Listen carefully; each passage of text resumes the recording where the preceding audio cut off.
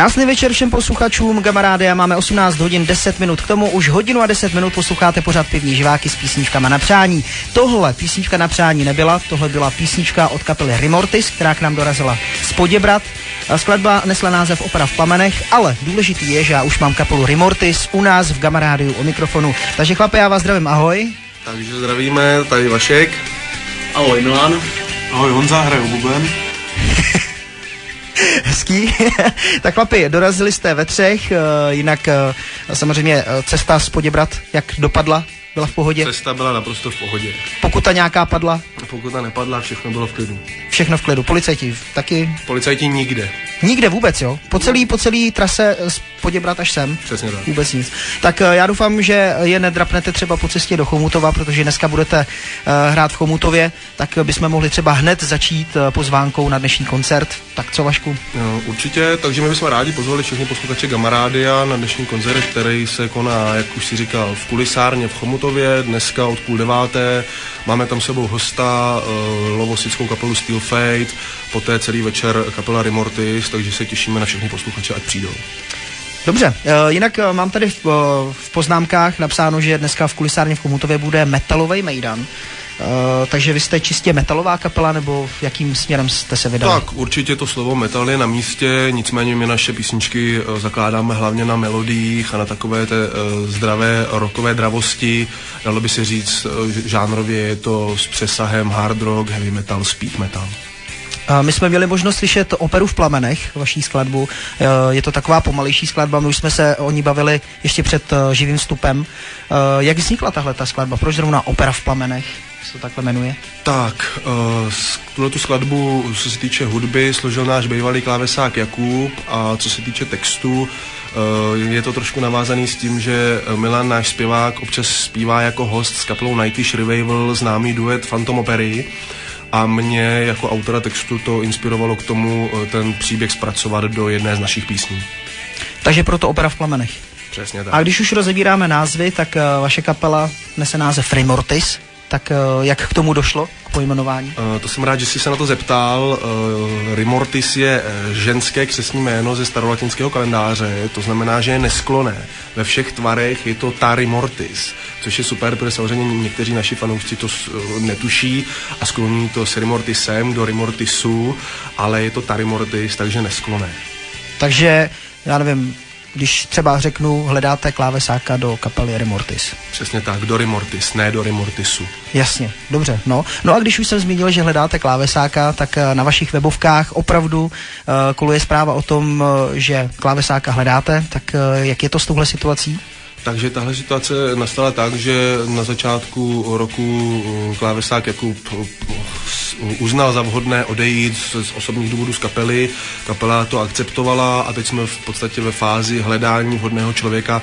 Není to tak úplně jednoduché, protože bohužel prostě klávesáci, rockoví a metaloví klávesáci v Čechách nejsou. Takže v podstatě sbíráme kontakty, snažíme se ty lidi nějakým způsobem nalákat a pak proběhne nějaký minikonkurs, který by měl snad vybrat tu správnou osobu. Když už jsme u toho, jak jste se dali dohromady, v kolikátým roce to tak zhruba bylo, jak dlouho už působíte na hudební scéně?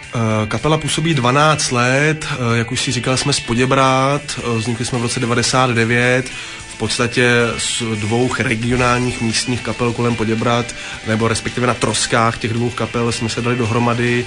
Za těch 12 let se nám podařilo udělat 5 CDček, DVDčko a obrazit zhruba 400 koncertů. Teda, tak to už máte bohatou diskografii za sebou. Plánujete třeba něco ještě do budoucna? Určitě, my jsme kapela relativně pilná, takže plánujeme, nebo respektive nám vychází každé 2 roky nějaký titul, ať už CDčko nebo DVDčko. A teď to vychází, že bychom v roce 2012 měli mít nové CDčko. Co třeba koncerty? Jak probíhají koncerty? Hrajete spíš v uzavřených místnostech nebo dáváte přednost open air akcím, festivalům a tak? My hrajeme oba typy akcí, které si zmínil, v podstatě kluby, kulturáky přes zimní sezónu a samozřejmě v létě letní parkety, festivaly. Co fanoušci, jak vás berou? Tak my jsme spokojení, my v podstatě máme takovou tu fanouškovskou základnu, je spousta lidí, kteří jsou ochotní za námi jezdit téměř po celé republice a musím říct, že přestože hrajeme relativně okrajový žánr, kterým bohužel speed metal v téhle republice je, tak ty fanoušci jsou a my si nestěžujeme. A metal v České republice funguje zhruba tak 10 let, aspoň podle mých informací od roku 2000 se tak nějak jako šíří postupem času, dostává pořád silnější a silnější základy. Máte třeba nějaké zkušenosti v zahraničí nebo máte nějaký nesplněný sen, který byste si chtěli splnit? Tak co se týče zahraničí, my klademe důraz na český texty. My chceme, aby nám fanoušci rozuměli, proto upřímně řeknu, že do zahraničí nějaké větší ambice nemáme, protože s češtinou do zahraničí si myslíme, že nemá moc význam. Nicméně ještě se vrátím k tomu, co jsi říkal. Samozřejmě metal tady v Čechách má kořeny hluboko v 80. letech, protože samozřejmě ty kapely, které tady kdysi tu metalovou scénu otvíraly, tak většina z nich buď ještě funguje, nebo se úspěšně navrátila. Můžeme zmínit samozřejmě Arakain jako trvalku, ale jinak Citron, Creyson, Vitacit, Titanic a tak dále. Ale je tady spíš problém, že těch kapel je prostě málo a na úrovni v podstatě jakoby celorepublikové známosti jich je tak málo, že metal se v podstatě dostává do pozice okrajového žánru, i když ve výsledku to tak není, protože těch kapel jakoby je hodně, to podhoubí tady je, akorát, že bohužel prostě mediálně ten metal nedostává takový prostor.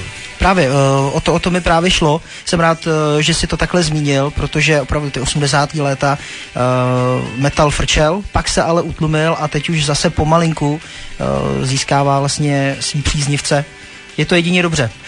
Každopádně my se pošoupneme o kousek dál. My jsme slyšeli skladbu Opera v plamenech a teď jsme vybrali společně skladbu Nepřítel s úsměvem.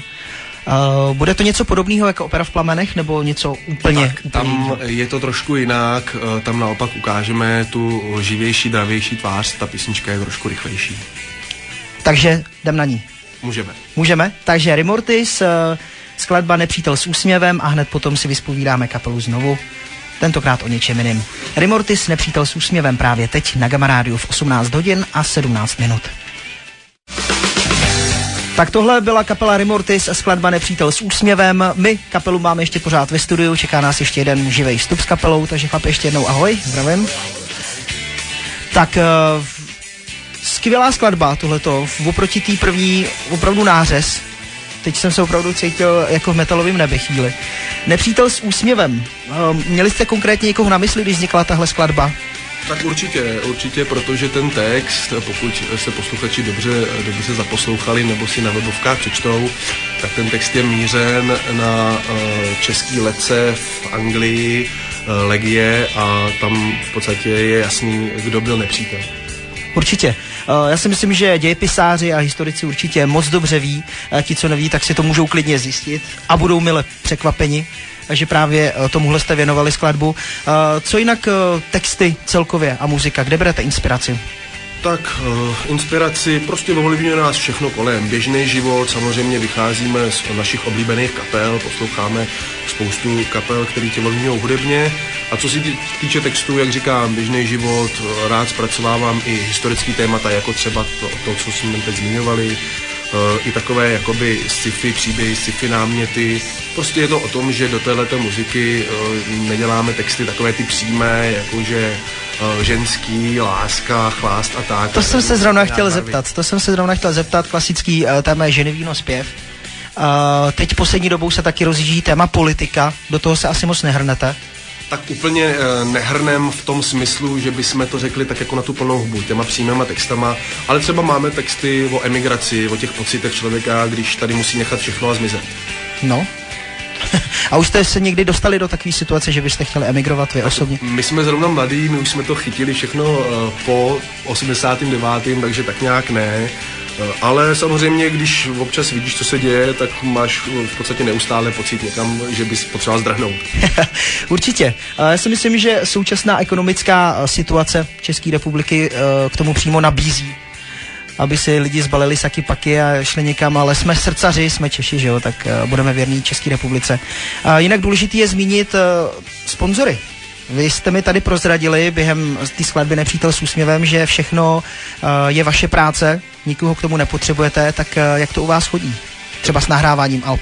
Pokud máme změnit sponzory, tak to bude dost rychlé, protože v podstatě nemáme žádného, nikdy jsme neměli. Kapela je od začátku své existence 12 let soběstačná, na což jsme dost hrdí, protože v podstatě všechny ty CDčka, DVDčka, videoklipy, veškerý merchandise, prostě všechno dokážeme zaplatit a vyrobit z peněz vydělaných, ať už z koncertů, anebo právě z toho všeho, co jsem vyjmenoval.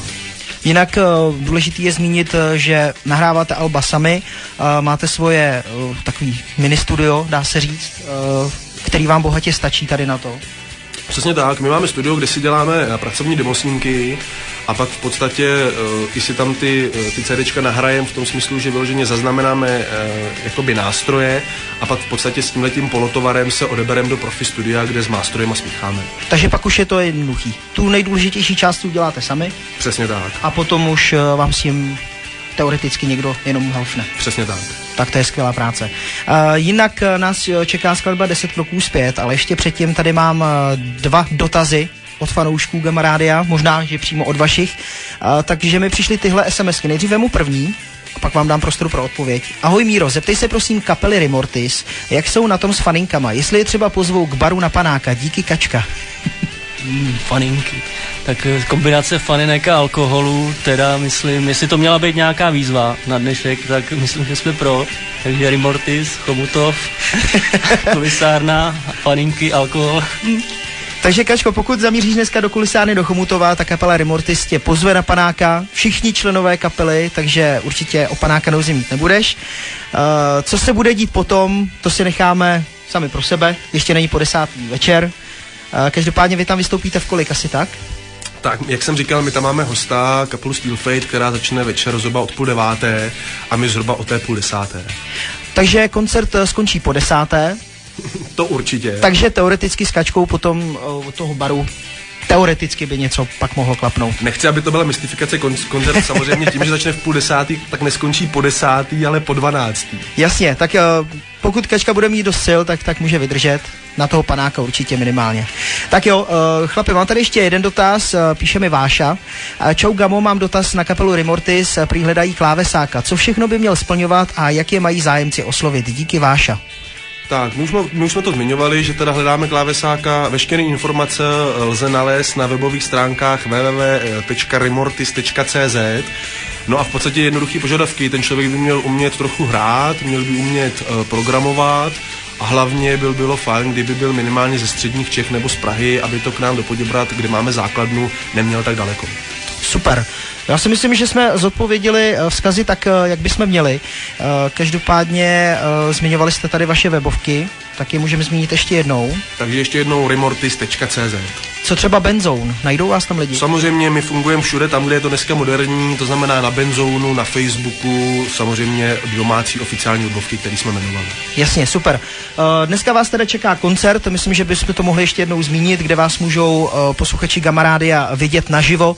Tak jedná se o metalový mejdan, který mám v poznámkách napsáno v kulisárně v Chomutově, který začne v 8:30 večer. Společně s vámi, nebo spíš před vámi, vystoupí lovosická kapela Steel Fight. Už máte nějaký, jdeme tomu koncerty s touhle kapelou za sebou? Určitě, my se s kapelou Steel Fight známe už nějaký ten měsíc, už jsme spolu nějaký koncerty podnikli, ta spolupráce je bezproblémová, proto se na dnešní večer těšíme.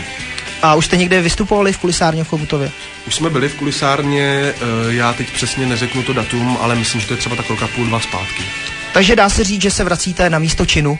Přesně tak, vracíme se rádi a doufáme, že to není naposled. Tak my samozřejmě budeme doufat společně s vámi.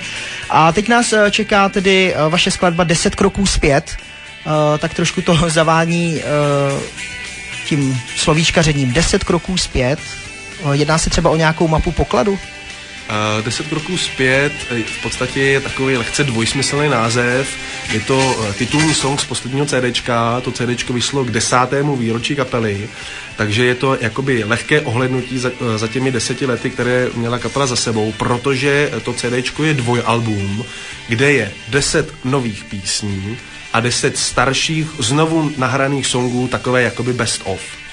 Takže jsme si to pěkně všechno zkomprimovali, aby jsme byli tak moderní, aby jsme se tady v tom vyznali. Takže kapela Rimortis, chlapi, já vám děkuju, že jste dorazili sem k nám do Gamma Rádia. Perfektní rozhovor, díky moc. Děkujem. Děkujem. A budu se těšit zase příště. Určitě se nevidíme naposled. To my se těšíme a doufáme, že to tak je. Perfektní, tak jo chlapi, díky moc, já vás zdravím, ať se vám dnešní koncert povede a my si jdeme pustit 10 kroků zpět od kapely Rimortis. Hezký večer všem posluchačům Gamma Rádia.